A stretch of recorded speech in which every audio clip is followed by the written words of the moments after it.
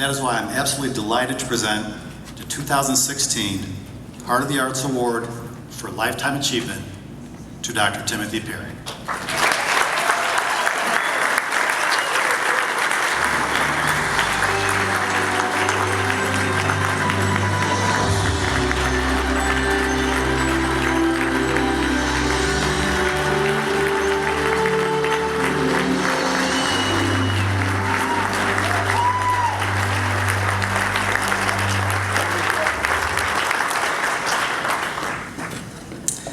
Thank you.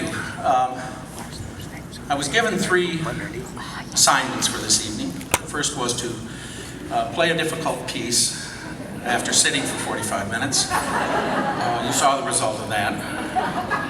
I was then told I had to give a speech, which is difficult, and then I was told I had to give a short speech, which is impossible, at least for those who know me.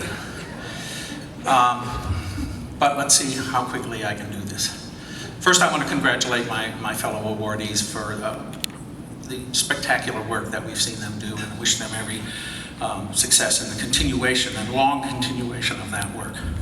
We have, we're studded with talent in this valley, and some of it has been with us for a long time, and some of us is just emerging.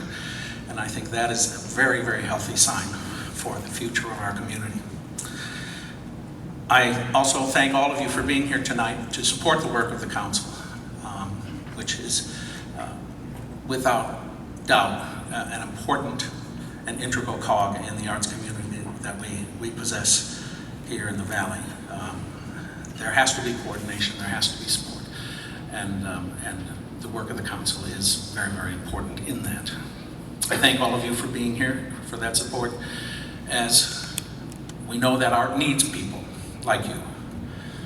And I'm standing here tonight as a people who needs art.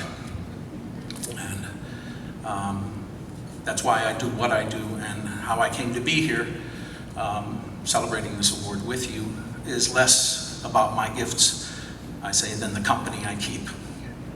And that applies to all the artists with whom I have performed in this valley, great artists, many of them the equal of any professional that I have ever known, and certainly in the case of the amateur musicians of this valley, people who bring great glory to the term amateur in its true sense of a lover of the arts. People who are in our amateur organizations are to be treasured, because there aren't a lot of communities that have the rich panoply of different kinds of arts that we enjoy in this valley. And I'm really only here because of their help and the help of people along the way.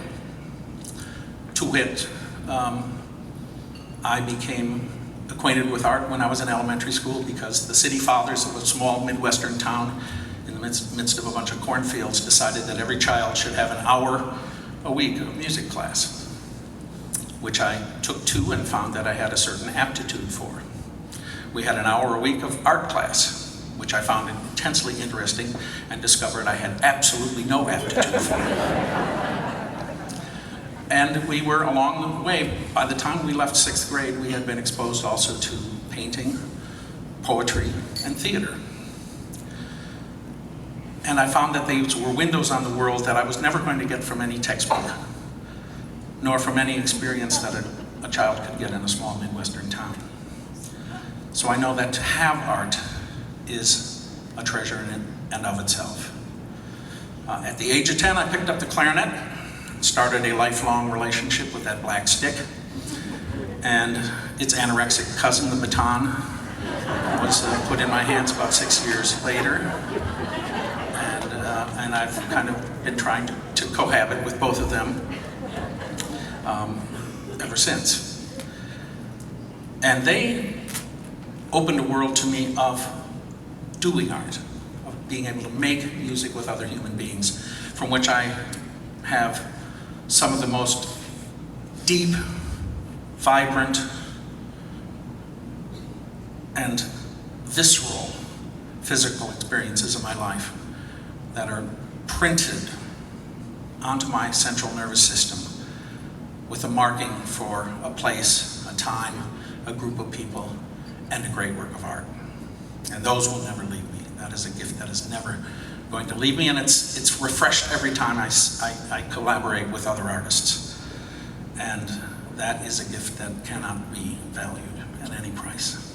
Every time I get in front of that community orchestra, I feel renewed.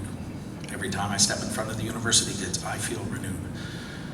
And the ability to make and do art is something that every artist longs for and needs.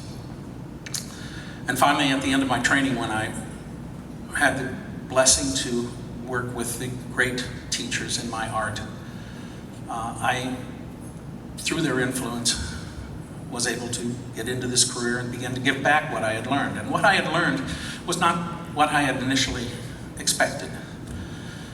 I found that I really didn't need art to have things. I didn't need art to do things. I needed art to be something. To be something more than I was. Because I feel at unease in the world. And I feel in this day of ours that I feel forces of darkness pushing in from many sides. So I need art to be more understanding, more caring, more open to ideas that I don't know, haven't experienced, people, places, concepts. I need to be open to that, and art is a transformative process that cuts to not our physical beings, not our intellects, but to our emotional souls.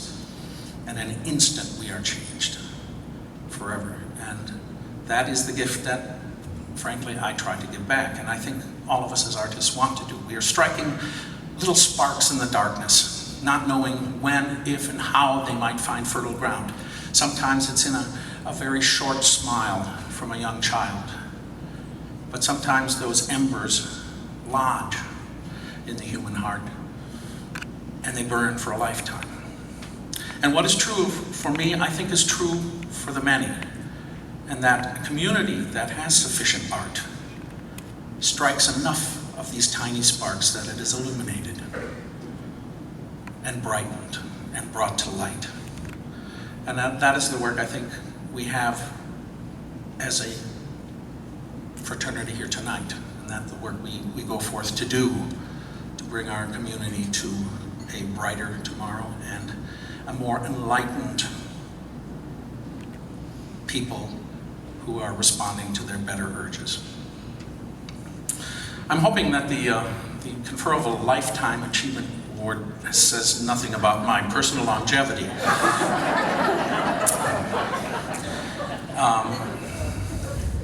I'm sure that's not true, but as a cancer survivor, I also know that the fates wield their shears with alacrity and without regard to human wishes.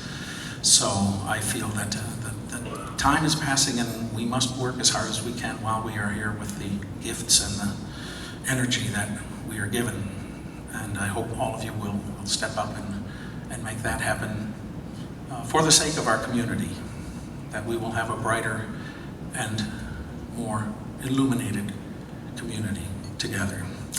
I do take some comfort in a story that I must credit to my dear friend Steve Stalker about the great cellist and conductor Pablo Casals, who was visited by someone.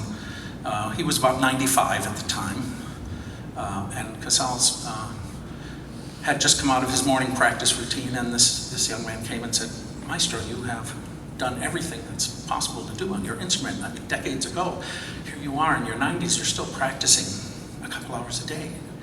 Why do you do this? Is this really necessary? What's the point?"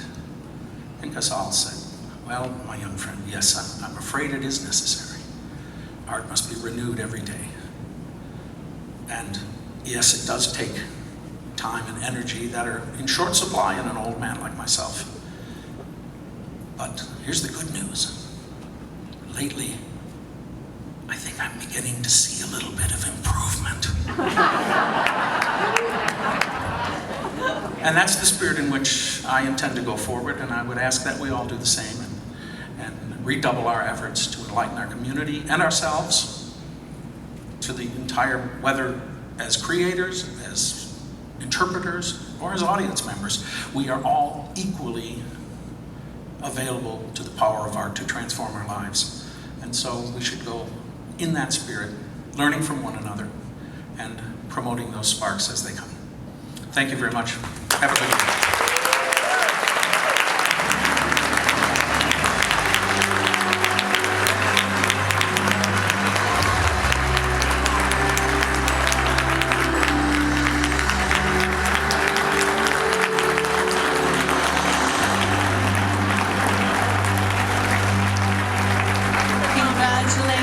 Congratulations to all of our award winners tonight. Please give them all a big round of applause.